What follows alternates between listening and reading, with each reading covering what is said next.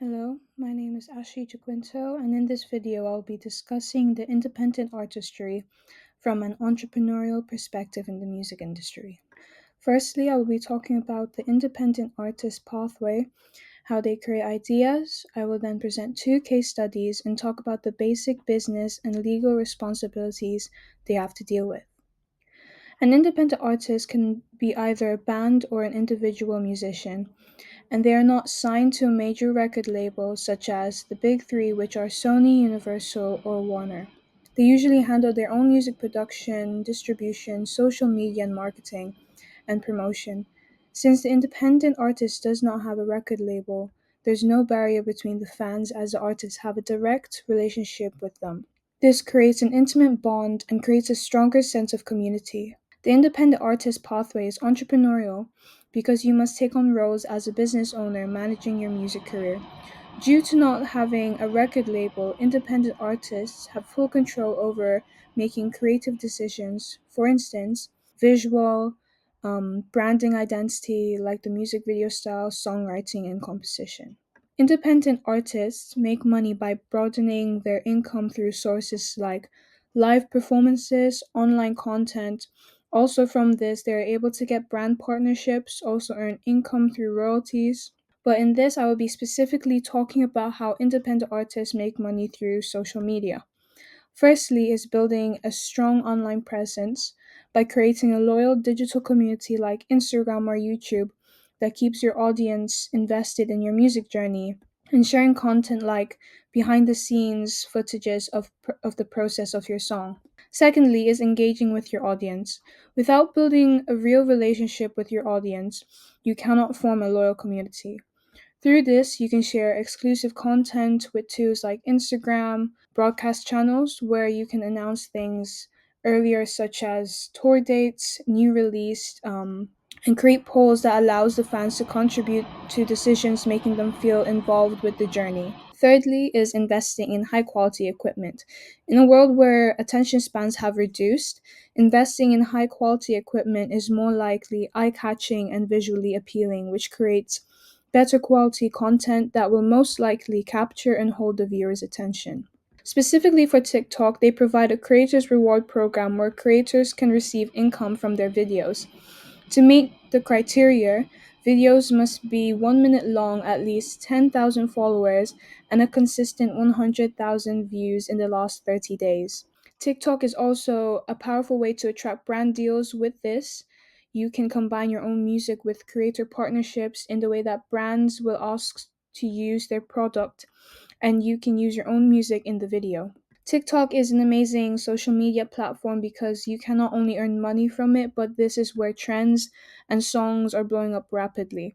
Therefore, brands, agencies, marketing teams, and labels actively search for independent artists to offer money, longer team opportunities, and free products, which benefits the artists, supporting their career financially and increasing their exposure.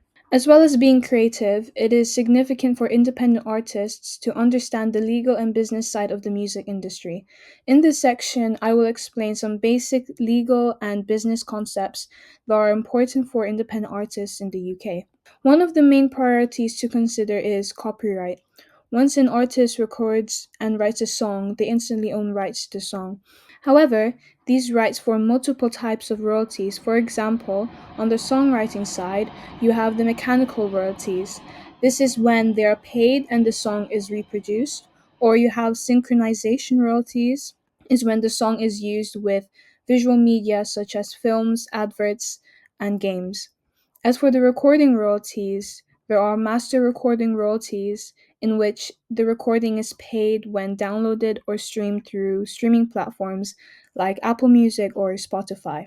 Secondly, you have the neighboring rights, and these are earned when the recording is being played on the TV or on the radio. And this is usually collected from organizations like PPL, registering songs with performing rights organizations, and selecting a digital distributor helps them to receive the money they're owed from streaming and live performances. In addition, independent artists must read and negotiate contracts thoroughly, whether it's with producers, collaborators, managers, and brand. As a result, They don't sign away ownership or give up too high a percentage.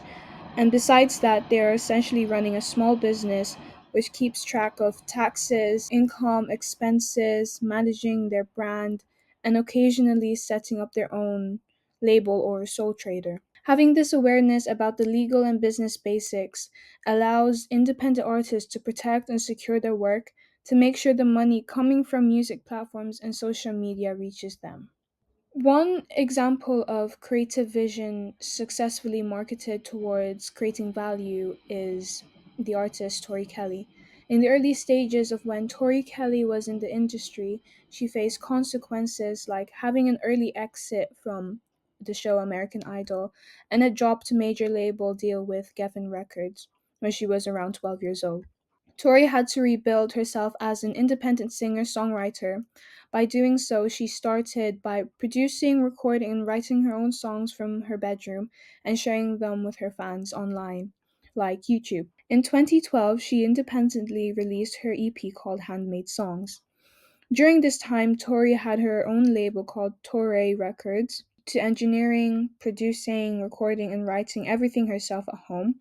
The title Handmade Songs plus her acoustic YouTube performances presented her as a genuinely self made artist instead of being an industry built pop act. This aligned with her online audiences, and the EP reached iTunes Pop Top 10 and hit number 9 on Billboard's Heartseekers album chart in 2012.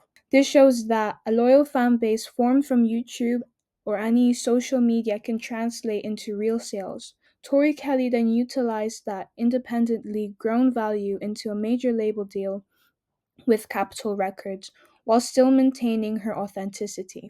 She released her major label EP called For World in 2013, which entered the top 20 of the Billboard 200. Afterwards, her debut album Unbreakable Smile reached number 2 and produced brand partnerships like clothing ambassadorship with William Rast.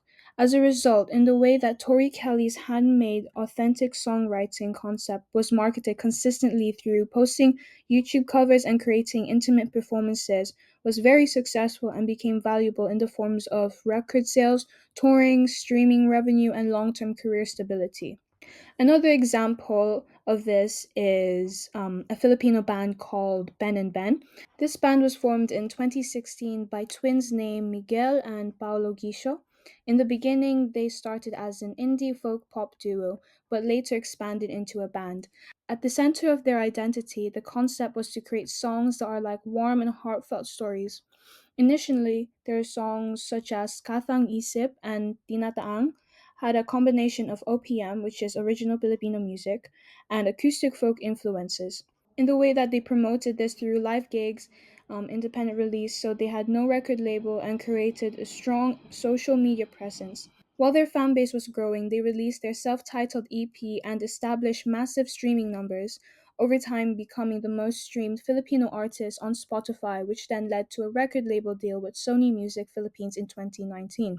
Due to their loyal audience and strong indie brand, their debut album Limasawa Street guaranteed a 4 times platinum and supported nationwide tours. Their persistent success displays having a distinct creative idea can be marketed online and on stage to produce significant value for an originally independent act. In conclusion, the responsibilities of an independent artist consists of balancing business awareness with creativity, using multiple income streams and ownership over their work, and social media, in my opinion, has become one of the most powerful tools for this.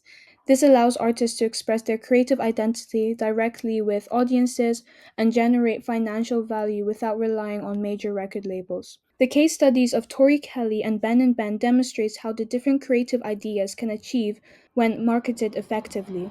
In the way that Tori Kelly built a worldwide career by placing herself as a self made, authentic artist through handmade, independent releases, while through emotional storytelling and strong online engagement, Ben became one of the most successful acts in Philippines, growing from an indie folk pop group. And both examples displays that independent artists can create sustainable value by merging strategic uses of digital platforms, creative control, and clear artistic identity. Thank you for listening.